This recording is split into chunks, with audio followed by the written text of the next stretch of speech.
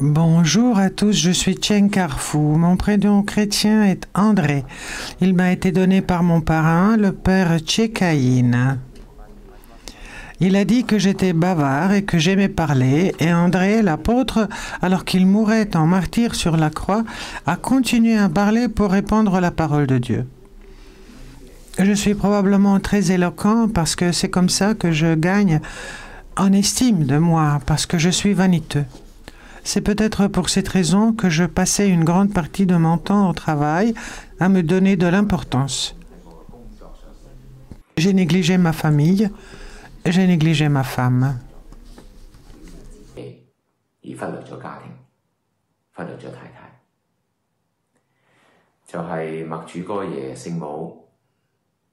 La Gospa et la célèbre croix de Medjugorje ont sauvé ma famille et mon mariage.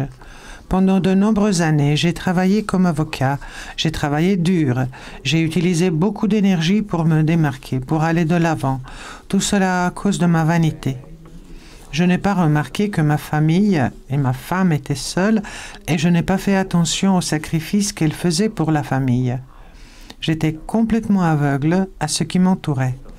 En 2013, ma femme a proposé à toute la famille d'aller à Medjugorje, nous et nos 2 filles. Au début, je ne voulais pas y aller. Ma femme s'en souvient bien. J'ai dit que je n'irai pas si nos filles ne nous accompagnent pas. C'est vrai. Lorsque je détermine mes activités quotidiennes et mon emploi du temps, je pense rarement à ma femme. Souvent, mes 2 filles sont plus importantes pour moi que ma femme.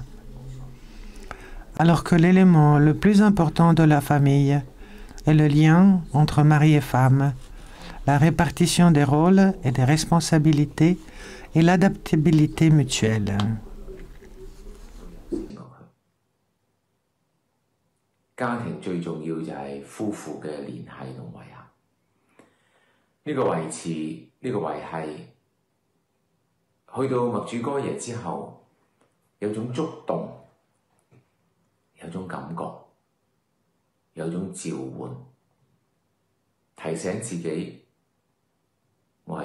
Quand nous sommes arrivés à Medjugorje, il y a eu des moments émouvants, des expériences et des invitations qui m'ont rappelé que j'étais André, que j'étais chrétien, que j'étais catholique.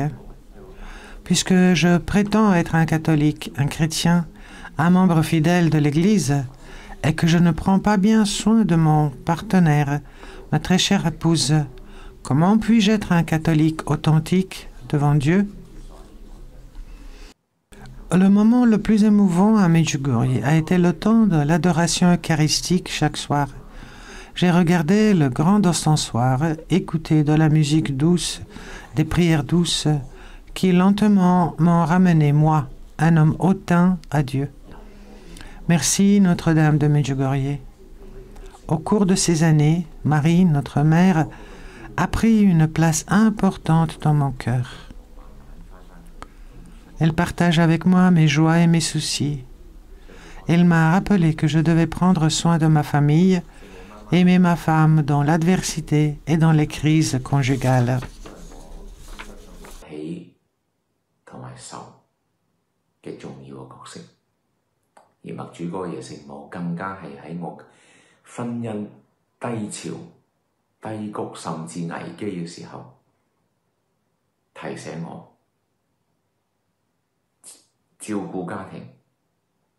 J'espère que ceux qui ne sont pas allés à Medjugorje pourront visiter Medjugorje, bien sûr lorsque la pandémie passera, avec ceux qui sont déjà allés à Medjugorje.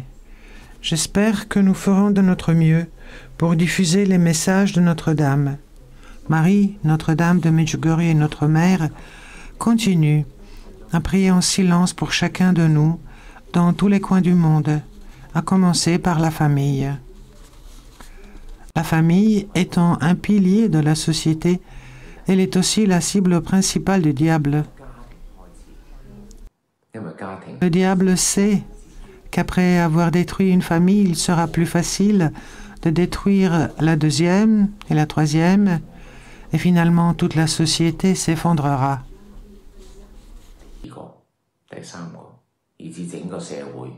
Il faut donc arrêter le diable.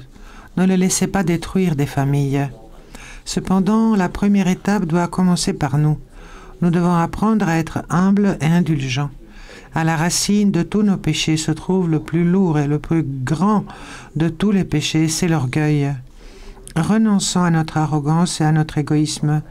Prions sincèrement Marie, notre mère, Notre-Dame de Medjugorje, pour cette intention et demandons sérieusement son intercession. Demandons à Jésus de nous permettre de partager sa douleur et sa souffrance sur la croix. Je suis Andrew Cheng. Je suis déterminé à être un bon Andrew. Merci Notre-Dame, Marie, notre Mère.